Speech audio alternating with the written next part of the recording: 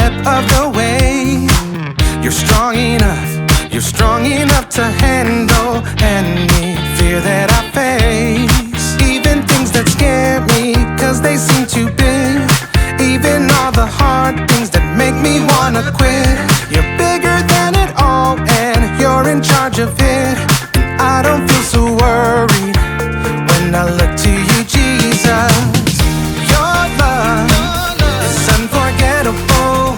Your strength is undeniable. With you, nothing is impossible. You are the reason, you are the reason I'm brave. You are the reason, you are the reason I'm brave. You are the reason, you are the reason I'm brave. When I look at how great you are, your kindness helps me believe that you are good, and with you I can do anything. Even things that scare me, cause they seem too big. Even all the hard things that make me wanna quit. You're bigger than it all, and you're in charge of it. And I don't feel so worried when I look to you, Jesus. Your love is unforgettable. Your strength is undeniable. With you, nothing is impossible. You are the reason, you are the reason I'm brave. You are the reason, you are the reason I'm brave. You are the reason, you are the reason I'm brave. Your love is unforgettable. Your strength is undeniable. With you, nothing is impossible. You are the reason, you are the reason I'm brave. You are the reason, you are the reason I'm brave. You are the reason, you are the reason I'm brave.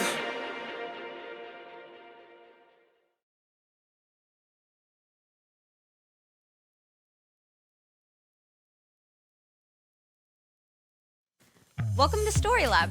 This week, we're talking about courage, while we take a look at the story of a kid who landed a giant job. Oh, and we're also gonna be doing this.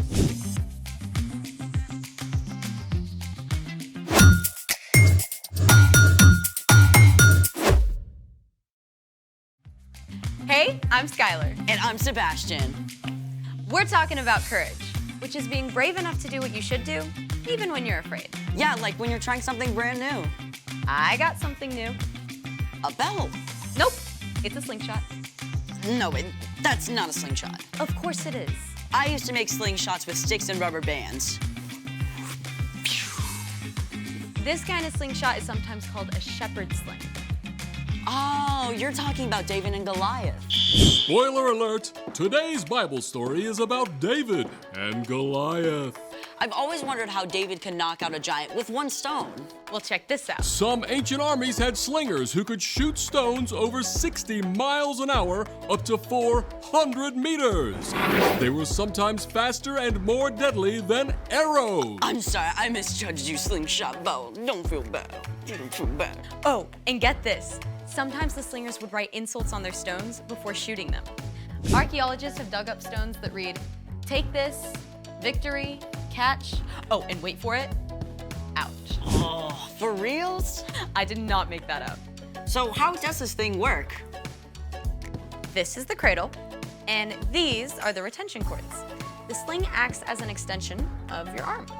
And when you place a stone in and spin it, the sling multiplies the force of your throw. We gotta try this out. Let's do it! Okay, you see that target? Yeah. Can you see it through the guard? I can see. Okay, one of us is gonna hit that target. None of us are leaving here until one of us hits that target. We're gonna be here for a while. I'm gonna hit it. She's not gonna hit it. Okay, don't try this at home. We're in a professional story lab. True. Okay, First, you're gonna take your index finger and you're gonna put it through the loop. Okay, I got it. Got it? Okay. Then you're gonna grab onto this retention cord. Okay. Make sure you hold on tight. Then you're gonna place your stone in, and then you're gonna swing with a bunch of momentum from an underhand arc. All right. Once enough momentum is built, you're gonna release the retention cord. All right. Okay, ready? Hey, that was pretty close. Hey, let me go. You go first. Okay. I'm gonna try the figure eight. Or not.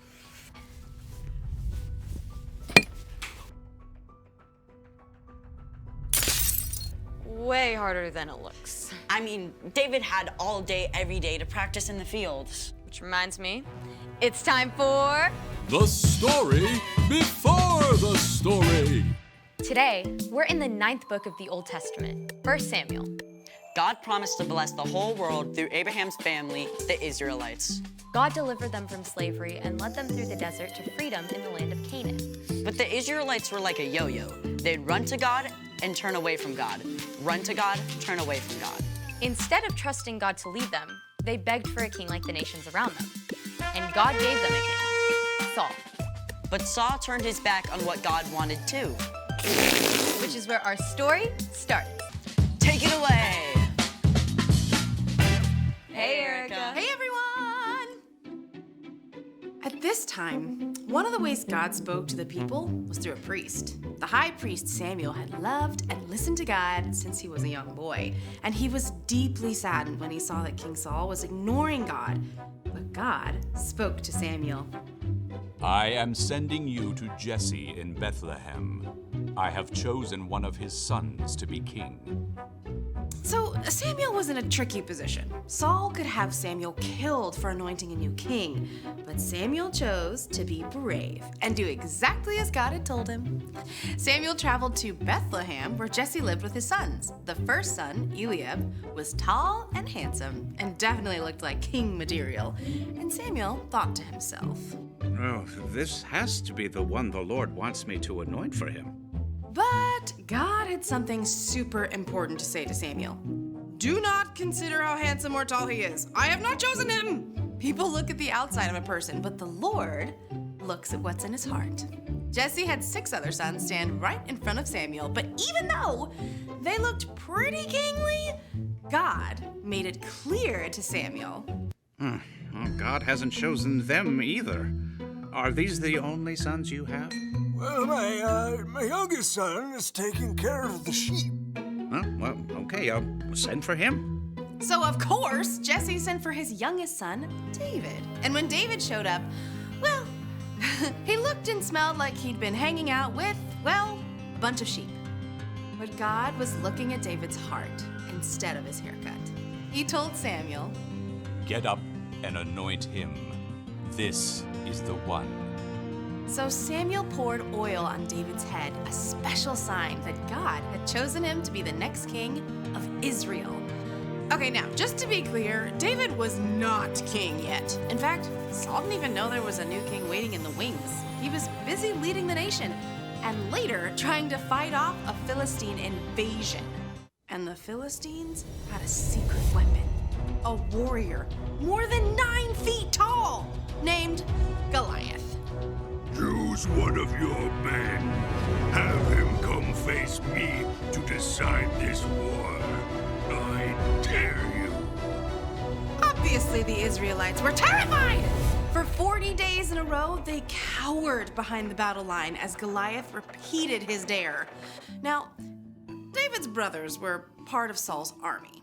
And after all this time, their dad wanted to make sure they were okay. So, Jesse told David to leave the sheep behind and take some food to his brothers. David arrived just in time to hear Goliath's challenge. Come and fight me. I dare you. Right away, David turned the men around him. He's bringing shame on Israel and trash-talking God. Someone has to fight him. Word got back to King Saul that this kid was asking about Goliath. So Saul sent for David. Don't let anyone lose hope because of this Philistine. I'll go out and fight him. You're too young.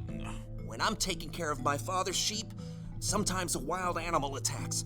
I go after it to save the sheep. I've killed a lion and a bear. God saved me from them, and he'll save me from this Philistine. Go. May the Lord be with you. At first, Saul wanted David to wear his own armor. But it was super heavy, and David wasn't used to it. So David shrugged it off and went and found 5 smooth stones from the stream instead. Come and fight me! This time, when Goliath made his challenge, David stepped forward. The warrior mocked him. Come over here. I'll feed you to the wild animals. You come against me with a sword, but I come against you in the name of the Lord. He'll give me victory over you. As Goliath moved to attack, David raced forward. He took one of those stones, fit it in his sling, and spun it with all his might. The stone sliced through the air and hit Goliath squarely on the head. Ow. The giant swayed and fell to the ground, dead. When the Philistines saw their hero was dead, they panicked and ran. The Israelites chased them until their whole army scattered. And Saul was so impressed with David, he invited him to come and live at the palace. The end. That story gives me the chills, no matter how many times I hear it. I mean, how did David have the guts to do that? Well, David had gotten in the habit of talking to God every day and asking for God's help to protect the sheep. So when he came up against something that seemed impossible, He had practice. He was ready. so what's our part in this story? Now, I don't think any of us will meet a 9-foot-tall giant soon, but you probably are going to face something that feels big and impossible. Maybe someone you know is sick. You're super nervous about visiting them, but you can encourage them and show them God's love, even when things feel dark. Or maybe your giant is PE. I have a friend who hates running. She was gonna pretend to be sick on the day she had to run a mile in PE. What happened? Well, we talked to God about it together, and she got out there and ran. Wow. Yep. You don't have to do the impossible alone.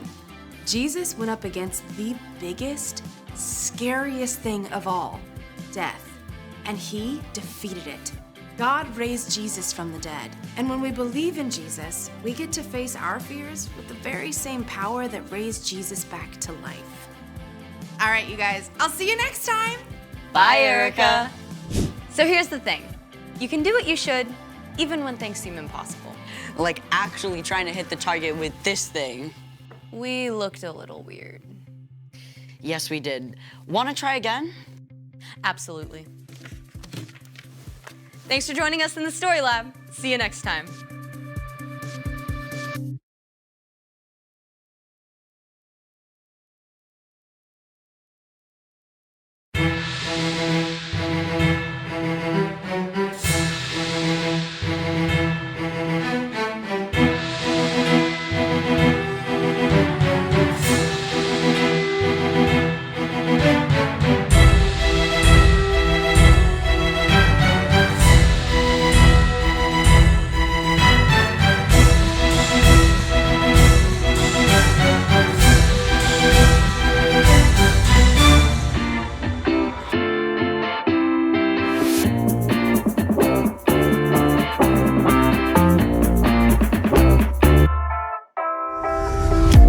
I wanna be strong.